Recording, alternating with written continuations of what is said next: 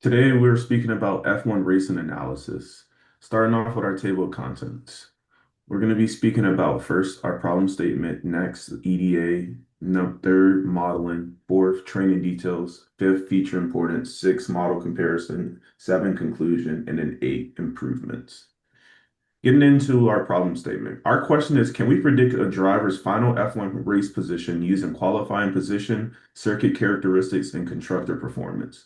We focus on a single task, regression for a final position. This matters because F1 teams invest heavily in strategy and need data-driven support. Some success metrics we measure is RMSE, MAE, and R squared. Now moving into EDA, Noel will continue.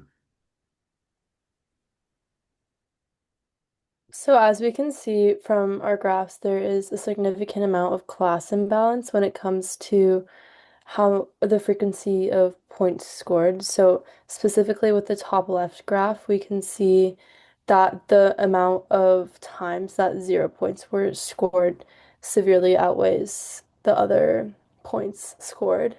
And so this calls into importance class balancing when we construct our models. As for key predictors, at the top, we can see that there's a very strong and positive relationship between the final race position and qualifying position, with a correlation of 0.744. Additionally, for circuits, we can see that not all circuits have the same impact on final race position as the others.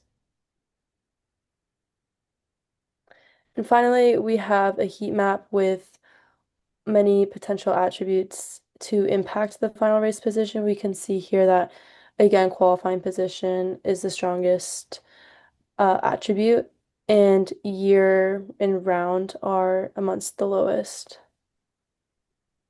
So for a modeling approach, we started with a simple baseline. Linear regression tests whether race outcomes followed a roughly linear pattern. And from there, we were able to move on to our final models. The ridge regression helped stabilize the model when we included over 1,000 categorical features. And then the gradient boosting and the random forest both captured nonlinear relationships and interactions that the baseline simply couldn't handle.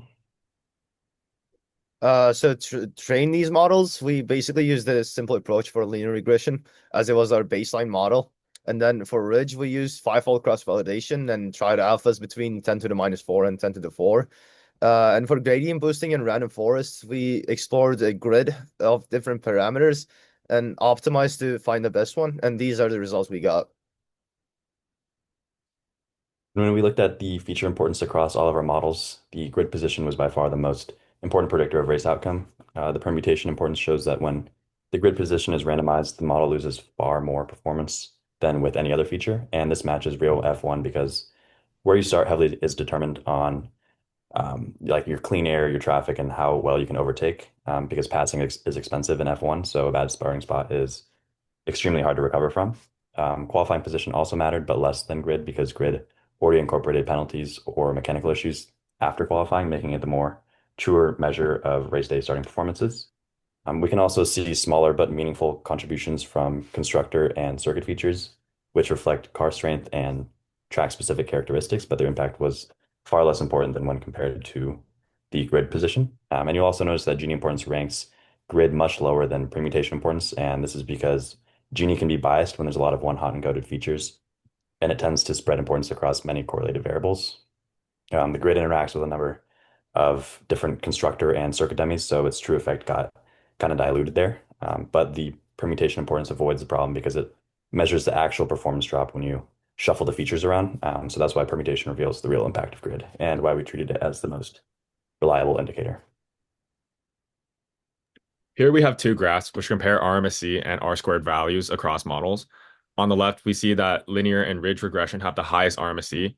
However, gradient boosting and random forest perform better, with random forest being slightly stronger. Comparing R squared between models, the tree-based models, especially gradient boosting and random forest, capture more of the variation in race outcomes. The results show that nonlinear models significantly outperform the linear ones. And these are our exact number results. The biggest takeaway is that grid is the strongest predictor. Adding features like constructors, recent performance, and circuit effects also help the accuracy of the models in the end. but grid position remained the strongest predictor. The project highlights that while we can't perfectly forecast race results, we can identify key factors that can help estimate performance. For future work, in our project, we focus mostly on final position prediction.